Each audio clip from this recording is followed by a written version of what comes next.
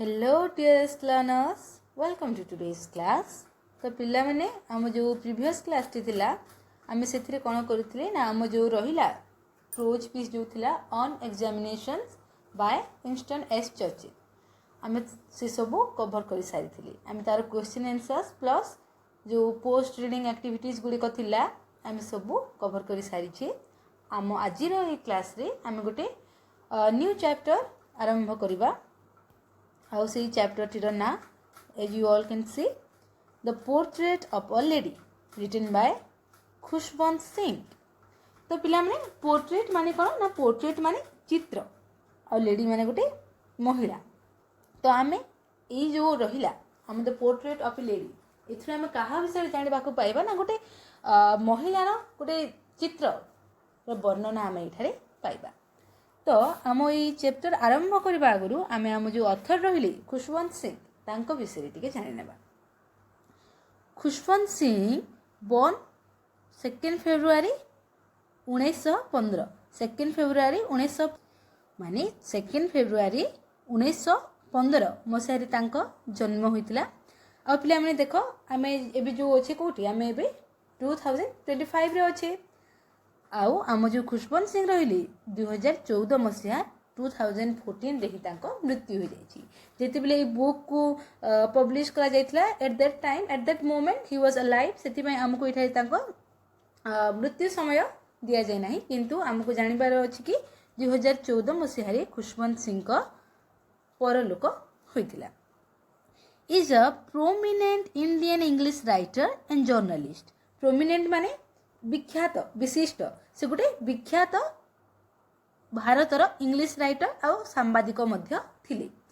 His weekly कलम कलम माने कोन ना स्तंभ माने जे रेगुलरली संवाद पत्र रे लिखिबा कोन कलम बा कलमनिस्ट जे लिखिथांती तांको कलमनिस्ट कहथाउ। हिज वीकली कलम नाम कोन with malice towards one and all. Malice रो अर्थ कोन द्वेष बा हिंसा। तो तांको जो कलम रहिला स्तंभ तार ना कोन ना with malice towards one and all credit by several Indian newspapers is among the most widely red columns. अर्थात से जो गोटे स्तंभ पब्लिश करूथिले जो संवाद पत्र रे कोन ना with malice towards one and all ताहा सारा भारत रे बहुत लोकप्रिय थिला। He is known in Indian literary history as one of the finest historians and novelist. Finest माने उत्कृष्ट सबुठारु बढ़िया। तो से आम भारतर जो साहित्यर इतिहास अच्छी से गोटे उत्कृष्ट ऐतिहासिक उपन्यासिक भाव में जनाशुना। A forthright political commentator. तो ये जो फोर्थ राइट रहा फोर्थ राइट माने कौन सीधा श्लोक माने सरल। तो से गोटे कौन ना पॉलिटिकल कमेंटेटर। कमेंटेटर माने भाष्यकार जे निजर जो व्यू रखि थांती से होछंती कोन ना गोटे सरल आम जो राजनीति ऊपर तांको मन भावना परिप्रकाश करि थांती। एंड एन आउटस्टैंडिंग माने अत्यंत उत्तम ऑब्जर्वर पर्यवेक्षक and critic of social life और सामाजिक जीवन रो क्रिटिक माने समालोचक। ओके तो पिला माने एटा थिला आम इंट्रोड्यूसिंग द ऑथर। इबे आमे जिबा यूनिट 1 ता आगुरु आमे जिबा वार्म अप। तो वार्म अप रे हमकु पचरा जाय छी कि do you enjoy your grand parents company. Company माने कोन संग। तो आ एन्जॉय माने उपभोग करबा आनंद उठेबा। तुमे माने तुम जो अजाई जो ग्रैंड पेरेंट्स रहले तांको संग जो तांको रहितबा समय को उपभोग करो कि आनंदमय तुम पई अटे कि सेया। Are they good companions. Grandparents माने भल साथी अटंती कि कंपेनियंस माने सांग बा साथी।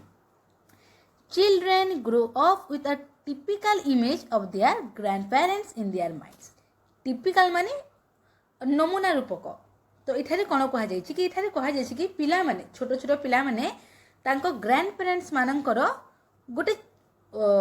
नमूना से जो चित्र देखि थांती ताहा नै कि से माने बढ़ी थांती। Any other thought is almost revolting to them. Revolting माने विरक्त कर। अर्थात इठारे से कहिसंती कि पिला माने तांको अजा आईंकर गोटे चिंता था से मन में भाभी था कि मो अजा एमती थी मो आई एमती थी एमती अच्छी आउ any other opinions any other thought ता छड़ा अन्य कोनोसी जदि किए कहिदेला कि ना एमती नुह से एमती नथिला तो कौन ताहा से पिला मानको केमिति लागि थाए ताहा विरक्तकर लागि थाए। Read the following unit of the text carefully and note how the writer portrays his grandmother. Portrays माने चित्रण करिबा। आमे एबे जो टेक्स्ट रहिला आम यूनिट 1 रो टेक्स्ट आमे पढिबा आ आमे देखिबा कि आम जो लेखक खुशवंत सिंह से किभली भाबरे तांको ग्रैंडमदर तांको आईंकर चित्र को चित्रण करिसंती। Okay, so now we will start our text. And here we go. My grandmother, mo I, like everybody's grandmother, जेमती कि समस्तंकर आई, was an old woman, अर्थात मो आई जेमती समस्तंकर आई थांती समस्तंको आई भली मो आई कि भली थिले ना ओल्ड वुमेन थिले माने तांको बयस होई सारिथिला से बुढ़ी होई सारिथिले। She had been old, से बहुत बुढ़ी होई सारिथिले, and wrinkled for the 20 years that I had known her. से जो दीर्घ 20 वर्ष धरी तांको आई को जानी अर्थात आम लेखक को केते बयस होउछि आम लेखक को 20 वर्ष बयस होउछि आ से जो दीर्घ 20 वर्ष पर्यंत तांको आई को जानी तांको आई केमिति अछंती से ओल्ड हाउ रिंकल्ड माने कोन ना कुंचित हेबा जनरली देखिबो ओल्ड मैन ओल्ड वुमेन मानकर जो फेस थाए कोन होइथे ना कुंची कुंची हो जाई थाए आमे जो कहि थाउ ताको wrinkle बोली कहा जाई थाए। People said that she had once been young and pretty and had even had a husband. लोक माने कहंती कि गोटे समय थिला जिते बेली कि तांको आई केमिति थिले ना यंग थिली से तरुण अवस्था रे थिले से यंग थिली आउ प्रिटी अर्थात से देखिबा को मध्य सुंदर थिली आउ ताठो भी अधिक जानिबा कथा कोन ना तांकर गोटे स्वामी मध्य थिली। But that was hard to believe किंतु सेटा तो विश्वास करबा पई कठिन से सहजरी विश्वास करि पारु नाहंती हम लेखक सहजरी विश्वास करि पारु नाहंती कि तांको आई दिनटे थिला कि तांको आई यंग थिले प्रिटी थिले आ तांको गोटे स्वामी मध्य थिले। माय ग्रैंडफादर्स पोर्ट्रेट तांको अजांकर पोर्ट्रेट माने चित्र hung above the mantel piece in the drawing room. तांको जो अजांकर जो पोर्ट्रेट बा चित्र थिला ता कोन होइथिला ना हंग माने हैंग रो पास्ट टेंस तो हंग अर्थात झुला हितिबा हैंग माने झुलाइबा तो हंग माने कोन तांको जो ग्रैंडफादर को चित्र थिला ता झुला जाइतिला कोठारे अबव द मेंटल पीस माने कोन ना हम थाको आमे जो सेल्फ कहि थाउ थाको इन द ड्राइंग रूम माने बैठक घर बसिबा तो तांको जो ड्राइंग घर रे तांको ड्राइंग रूम रे जो गोटे थाको थिला से थाको ऊपर कोन होइतला ना हम लेखक तांको अजांको चित्र झुला हितबा देखिथिले। He wore a big turban and loose fitting clothes. से गोटे बड़ टर्बन माने पगड़ी से लेखकंकर अजा गोटे बड़ पगड़ी पिंधिथिले आ लूज फिटिंग क्लॉथ्स माने ढिला पोशाक अर्थात से ढिला पोशाक आ पगड़ी पिंधिथिले। His long white beard covered the best part of his chest. आ तांको कोन थिला ना बियर्ड माने कोन बियर्ड माने दाढ़ी तो तांको लंबा पूरा धला रंगर दाढ़ी थिला जोटा कि तांको छाती पर्यंत आसुथिला and looked at least 100 years old. आ तांको फोटो देखली लागुथिला तांको चित्र देखली लागुथिला सते जेमिति तांको 100 वर्ष होई सारिछि। He did not look the sort of person who would have a wife or children. Short माने प्रकार तांको देखली लागु नथिला कि से गोटे एमिति प्रकार लोक होइतबे जहार कि स्त्री आ पिला छुआ थिबे। He looked as if he could only have lots and lots of grandchildren. तांको देखिले लागुथला कि केवल तांकर अनेक गुड़ाए नाती नातुणी थिबे। यह कहबा द्वारा हम लेखक कहबा को चाहछंती कि तांकर अजांकर से चित्र रे अजा सेते ओल्ड बा सेते बुढ़ा देखिबा को लागुथिले। As for my grandmother being young and pretty, the thought was almost revolting.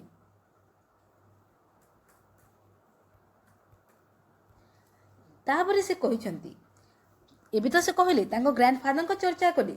तापर से कहछन कि तांको ଯେତେବେଳେ ସେ ତାଙ୍କ ଗ୍ରାଣ୍ଡ ମଦରଙ୍କ କଥା ଭାବୁଛନ୍ତି कि से थोड़े यंग एंड प्रिटी थी से भावनाटी कौन ऑलमोस्ट रिवोल्टिंग माने तांको प्रायतः विरक्त कर लगी मैंने से भाभी पारती ना से विश्वास कर पारती ना कि तांको से आई दिने कौन ना यंग एंड प्रिटी थी she often told us of the game she used to play as a child आई माँ कौन करुली आई माँ लेखक मानू समय जो खेल गुड़िक खेलुले से विषय कहूली that seemed quite absurd and undignified on her part, and we treated it like the fables of the prophets she used to tell us.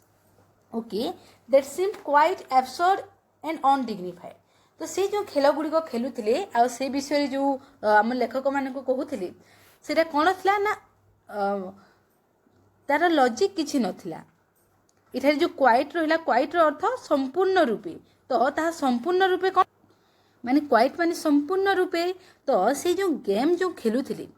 से जो गेम माने खेलला कथा जो लेखकों को कहते ताहा केमिति थिला संपूर्ण रूपे एब्सर्ड माने जुक्तिहीन लॉजिक ही नथिला सेटा जुक्तिहीन थिला आउ अनडिग्निफाइड ऑन हर पार्ट अर्थात तांको पई कोन थिला ना असम्मान योग्य थिला आ से कोन करूथिले आम लेखक माने तांको आई मांकर से कहानी को केमिति भाबरे ट्रीट करूथिले केमिति भाबरे देखुथिले ना fables of the prophets she used to tell us fables माने लोक कथारे प्रसिद्ध थिबा जो साधु संत मान हैला माने फेबल्स माने लोक कथा जो आम प्रसिद्ध गप बा लोक कथा माने थाए आउ प्रॉफिट्स माने साधु संत माने तो आम लेखक तांको से जो स्टोरी थिला ताको केमिति ट्रीट करूथिले ना फेबल्स ऑफ द प्रॉफिट्स माने लोक कथारे जो प्रसिद्ध साधु संत माने थांती सेमिति भाबरे से ताको treat करूथिले she had always been short and fat and slightly bent तापरे लेखक आमको तांको से आई मांकर फिजिकल अपीयरेंस से देखिबा को केमिति से ऊपरे वर्णना करूछंती तो से हमको कहिसंती कि आम जो रहिले लेखकंकर आई मा से शॉर्ट थिली माने से गेड़ा थिली एंड फेट आ मोटा मध्य थिली एंड स्लाइटली माने टिके टिके कौन ना बेंट अर्थात से नई जाऊली जेनेराली कौन हुए ना जिते वृद्धा वयस को आसी जाती समस्त अंटा नई जाए तो ये आम लेखकंकर जो रहिले आई माँ से केमिति थिले से गेड़ा थिले मोटा थिले आउ टिके नई जाइथिले her face was criss cross of wrinkles running from everywhere to everywhere criss cross माने छकी चिन्ह एमिति तो तांको मुहरे कौन था जो रहिला मुख सेठारे एमिति क्रिस क्रॉस एमिति रिंकल्स गुड़िक रिंकल्स माने कुंचित हो जावा सेमिति रिंकल गुड़िक कौन होता ना सबुआड़े तांको मुख सारा सब एवरीवेयर टू एवरीवेयर माने मुहर चतुर्दिगरे सबुआड़े कौन थिला ना से रिंकल्स गुड़िक थिला no we will certain she had always been as we had known her तो से कहू इथारे से कहते कि वी आर सर्टेन आमे निश्चित थिलु कौन निश्चित थिले that she had always been as we had known her अर्थात तांको देखिकी आम लेखक निश्चित थिले कि से आज देखा जेमिति अछंती जेमिति कि तांको मुह सबुआड़े क्रिस क्रॉस कि जेमिति रिंकल्स गुड़िक अच्छी से पूर्वर ही आरंभरू ही सेमिति थिले से ये कथा नहीं निश्चित थिले आ एथि जोगु ही से कौन करथिले ना से जो कथा तो थिला कि तांको आई दिनकर कथा केमिति थिले यंग एंड प्रिटी थिले से भावनाटी आम लेखकों को विरक्त कर लागिथिला ओल्ड वृद्धा सो टेरिबली ओल्ड माने कौन बहुत बुढ़ी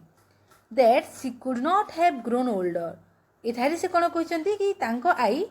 बुढ़ी हो जाइथिली वृद्ध हो जाइथिली बहुत वृद्ध हो जाइथिली एते से वृद्ध हो सारी कि से आउ अधिक याठू वृद्ध हो पारिबे नाही and had stayed at the same age for 20 years आउ से जेमिति तांको फिजिकल अपीयरेंस जेते से वृद्ध हो कि अछंती लास्ट 20 इयर्स माने 20 वर्ष हेबो आई सेमिति ही अछंती सेमिति वृद्धा ही अछंती she could never have been pretty लेखक विश्वास नहीं करि पारु नाहंती से बार बार कहते कि एटा असंभव से केबे प्रिटी नथिबो but she was always beautiful देख यहाँ देख से कहते कि से केबे प्रिटी नथिबो बट से सब बेले ब्यूटीफुल अर्थात कौन इधर जो प्रिटी रहा तार अर्थ अपीयरेंस माने देखिबारे जो सुंदरता थाए ताहाको बुझाउची बट जो ब्यूटीफुल वर्डटा रहिला या कौन को बुझाउची यह बुझाउची भितरु माने मनरु भल मनर सौंदर्य को इठारे ब्यूटीफुल वर्ड द्वारा आम लेखक आमको जणाइछंती अर्थात से कहबा को चाहछंती कि she could never have been pretty से केबे मध्ये देखिबा को फिजिकली केबे मध्ये सुंदर नथिबे किंतु से सदा सर्वदा सुंदर अर्थात से सदा सर्वदा तांको मन सब बेले तांको मनरे सौंदर्य भरी होई रहिछि she hobbled about the house हवल्ड माने कोन हवल्ड माने कष्ट रे चालुथबा देखो आईमा कोन तांको अंटा नई जाईछि तो से कोन करूछंती घरे तांको घर रे से कष्ट रे चली थांती नई नई चली थांती she hobbled about the house in spotless white अर्थात स्पॉटलेस माने दागहीन से दागहीन धला साड़ी पिंधिकी लेखकों घर रे तांको घर रे कोन करि थांती कष्टर सहित चली थांती with one hand resting on her waist केमिति तांको गोटे हाथ तांको वेस्ट माने अंटा अंटा रे दै थांती टू बैलेंस हार स्टूप कि से छिड़ा हेबा पई जेतेबेले छिड़ा हेबे तांको टिके सहाय्य मिलिबो एंड द अदर आउ गोटे हाथ कोन telling the beads of her rosary okay beads माने देखो आमे जो माला गुंथी थाउ सेथिरे जो छोट छोट थाए माली ताको आमे बीड्स कहि थाउ आ रोजारी माने जपा माली अर्थात देखिबो पिला माने जेनेराली जो ओल्ड मैन ओल्ड वुमेन माने कोन से माने गोटे धरि थांती सेमिति जपा माली तो आम आई भी कौन कर आई भी सेमिति गोटे जपा माली धरी छंती आउ तांको घरे से अति कष्टर सहित चली थांती her silver locks were scattered untidily over her pale puckered face okay silver locks इथारे देखो आम जो रहिला केश तार गोटे पोर्शन को आम लॉक्स कहि थाउ आ इथारे लेखक कहउछन्ती सिल्वर लॉक्स अर्थात कोन आई मांक जो रहिला केश ता सिल्वर हो जाइछि संपूर्ण भाव रे धला हो जाइछि वे स्कैटर्ड माने बिछाई होकी रहिबा अनटिडली माने असंजत भाव रे माने आम जो रहिले आम लेखक आई मा से तांको केश बांधु नथिली ता खोला थिला आ तांको मुह सारा बिछाई होकी रहितला ओवर हर पेल पकड़ फेस पेल माने कोन ईषत धला अर्थात आई मांकर स्किन टोन केमिति थिला ईषत धला थिला आउ पकड़ फेस माने आम जो रिंकल्ड फेस कहली कुंचित मुख पकड़ माने भी सेया कुंचित and her lips constantly moved in inaudible prayer आ तांको लिप्स तांको ओठ कोन करूथिला ना सदा सर्वदा किछि गोटे प्रेयर किछि गोटे प्रार्थना गाउथिला जहा कि इनऑडिबल थिला माने अस्पष्ट थिला आम लेखक स्पष्ट भाव रे सुनि पारु नथली यस शी वाज ब्यूटीफुल हाँ से बहुत सुंदर she was like the winter landscape in the mountains एबे से आम लेखक तांको आई मां को सौंदर्य को प्रकृति सहित तुलना करी कहिसंती कि से केमिति ना पहाड़ अंचल रे जो आम शीत दिनर जो प्राकृतिक दृश्य जेमिति मनोरम थाए ठीक सेमिति आई मांकर सौंदर्य मध्य सेमिति थिला an expanse of pure white serenity breathing peace and contentment अर्थात एक्सपेंस माने विस्तीर्ण आ सेरेनिटी माने प्रशांत तो कौन था तांकर से सौंदर्यता पूरा विस्तीर्ण आ प्रशांत पूर्वक थिला सतेजतारे भरपूर थिला आ कौन ना शांत और संतोषदायक थिला तो पिला माने इटा थिला हम यूनिट 1 हम ग्लोसरी देखि नेबा मेंटल पीस माने सेल्फ मु कहितली थाक पोर्ट्रेट माने गोटे painting drawing photograph of a person चित्र एब्सर्ड माने नॉट लॉजिकल एंड सेंसिबल युक्तिहीन अनडिग्निफाइड माने असम्मानजनक नॉट रेस्पेक्टेबल प्रोफिट्स माने सेंस माने साधु संत प्रिटी माने देखो अट्रैक्टिव विदाउट बीइंग ब्यूटीफुल माने खाली देखिबा को सुंदर सेरेनिटी माने कामनेस शांत कंटेंटमेंट माने सैटिस्फैक्शन बा संतोष तो इटा थिला हम यूनिट 1 आम यूनिट 1 रे कोन डिस्कस कले ना आम देखिले कि लेखक कोन करछन्ती से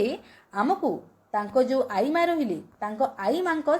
चित्र आंकी देखाई छन्ती एही आम जो रहिला the portrait of a lady इथिरे खुशवंत सिंह आमको आई सहित परिचित करिछन्ती से कहिछन्ती कि तांको आई ଯେମିତି ସମସ୍ତଙ୍କର ଆଈ ଥାନ୍ତି କେମିତି ଥିଲେ ନା ବୃଦ୍ଧ, ସେ ବୁଢ଼ୀ ହୋଇସାରିଥିଲେ ଆଉ ତାଙ୍କ ମୁହଁ ସବୁଆଡ଼େ ରିଙ୍କଲ ଥିଲା। ଦୀର୍ଘ 20 ବର୍ଷ ହେବ ସେ ଲେଖକ ତାଙ୍କ ଆଈ ମାଆକୁ ଦେଖି ଆସିଛନ୍ତି, ସେ ସେମିତି ହିଁ ଅଛନ୍ତି। ଲୋକେ କହନ୍ତି କି ଦିନେ ଥିଲା କି ସେ କେମିତି ଥିଲେ ନା ସେ ୟଙ୍ଗ ଥିଲେ ଆଉ ପ୍ରିଟି ଥିଲେ ଏବଂ ତାଙ୍କ ଗୋଟେ ସ୍ୱାମୀ ମଧ୍ୟ ଥିଲେ। ଆଉ ତାଙ୍କ ସ୍ୱାମୀ ଯିଏକି ଆମ ଲେଖକଙ୍କର ଗ୍ରାଣ୍ଡଫାଦର, ତାଙ୍କ ଯେଉଁ ଚିତ୍ର ତାହା କେଉଁଠି ଅଛି ନା ଆମ ଲେଖକଙ୍କର ବୈଠକ ଘରରେ ଯେଉଁ ରହିଲା ଗୋଟେ ଥାକ ତା ଉପରେ ଝୁଲୁଛି। ଚିତ୍ରରେ ଗ୍ରାଣ୍ଡଫାଦର କେମିତି ଥିଲେ, ସେ ଗୋଟେ ବଡ଼ ପଗଡ଼ି ପିନ୍ଧିକି ଢିଲା ପୋଷାକ ପିନ୍ଧିଥିଲେ ଆଉ ତାଙ୍କର ଯେଉଁ ଦାଢ଼ି ଥିଲା ପୁରା ସମ୍ପୂର୍ଣ୍ଣ ଧଳା ରଙ୍ଗର, ତାଙ୍କ ଛାତି ପର୍ଯ୍ୟନ୍ତ ଆସୁଥିଲା। ଦେଖିଲେ ଲାଗୁଥିଲା ସତେ ଯେମିତିକି ତାଙ୍କୁ ତ ନିଶ୍ଚିତ ଭାବରେ 100 ବର୍ଷ ହୋଇଥିବ, କିନ୍ତୁ ଦେଖିଲେ ଲାଗୁନଥିଲା କି ସେ ଏମିତି ଗୋଟେ ପ୍ରକାର ମଣିଷ ହୋଇଥିବେ ଯାହାଙ୍କ କି ସ୍ତ୍ରୀ ଏବଂ ଛୋଟ ଛୋଟ ଛୁଆ ଥିବେ। ଦେଖିଲେ ତାଙ୍କୁ ଲାଗୁଥିଲା ସେ ଏତେ ବୃଦ୍ଧ ଲାଗୁଥିଲେ ଫଟୋରେ କି ସତେ ଯେମିତିକି ତାଙ୍କ ଅନେକ ଗୁଡ଼ାଏ ନାତି ନାତୁଣୀ ଥିବେ। ଯେଉଁ ଗ୍ରାଣ୍ଡମଦର ରହିଲେ,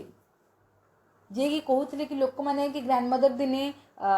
ସୁନ୍ଦର ଆଉ ୟଙ୍ଗ ଥିବେ, ଏଇ ଭାବନା ହିଁ ଲେଖକଙ୍କୁ ବିରକ୍ତ କରୁଥିଲା। ସେ ଭାବି ହିଁ ପାରୁନଥିଲେ, ବିଶ୍ୱାସ ହିଁ କରିପାରୁନଥିଲେ କି ତାଙ୍କ ଆଈ, ଯାହାକୁ ସେ ଦୀର୍ଘ 20 ବର୍ଷ ହେବ ଜାଣିଛନ୍ତି, ସେ ଦିନେ ୟଙ୍ଗ ଆଣ୍ଡ ପ୍ରିଟି ମଧ୍ୟ ଥିବେ। ସେ ଆଈ କ'ଣ କରୁଥିଲେ ଲେଖକଙ୍କୁ, ସେ ଯେଉଁ ଗେମ୍ସ ମାନେ ଖେଳୁଥିଲେ ତାଙ୍କ ସମୟରେ ସେଇ ବିଷୟରେ ମଧ୍ୟ କହୁଥିଲେ। ତାପରେ ଲେଖକ ଯେଉଁ ତାଙ୍କ ଫିଜିକାଲ ଆପିୟରାନ୍ସ କହିଛନ୍ତି ଦେଖିବାକୁ ଆଈ କେମିତି, ସେ ଟିକେ ଗେଡ଼ା, ଟିକେ ମୋଟା ଆଉ ସେ ନୋଇକି ଚାଲିଥାନ୍ତି। ତାଙ୍କ ଯେଉଁ ମୁହଁ ରହିଲା ସେଥିରେ ରିଙ୍କଲ୍ସ ଗୁଡ଼ିକ ପୁରା ସବୁଆଡ଼େ ବିଛାଇ ହୋଇକି ରହିଛି। ତାପରେ ସେ କହିଲେ କି ସେ ଆଈ ଏତେ ବୃଦ୍ଧ ହୋଇ ସାରିଛନ୍ତି କି ଏହାରୁ ଅଧିକ ସେ ଆଉ ବୃଦ୍ଧ ହୋଇପାରିବେ ନାହିଁ। ସେ ବିଶ୍ୱାସ କରିପାରୁନଥିଲେ କି ଆଈ କେବେ ମଧ୍ୟ ପ୍ରିଟି ନଥିବେ, ସେ ଦେଖିବାକୁ କେବେ ସୁନ୍ଦର ନଥିବେ। ହଁ, କିନ୍ତୁ ତାଙ୍କ ମନର ସୌନ୍ଦର୍ଯ୍ୟ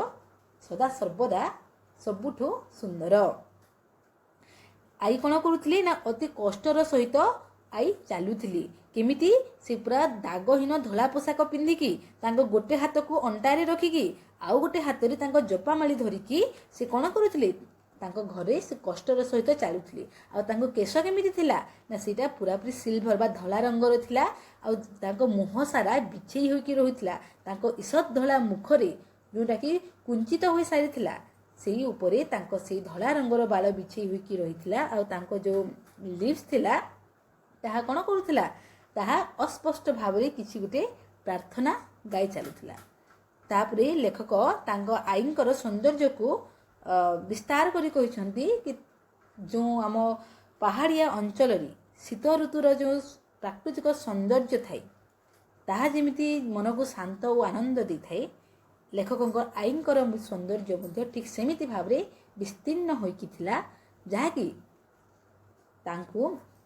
ତାଙ୍କଠାରେ ସ୍ୱର୍ଗୀୟ ସୁଷମା ଭରି ଦେଇଥିଲା।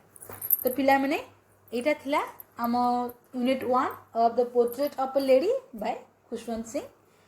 With this we will stop today's class. I hope this video was very helpful for you all. I hope it was easy for you to understand. Thank you so much for watching the video. See you in the next class.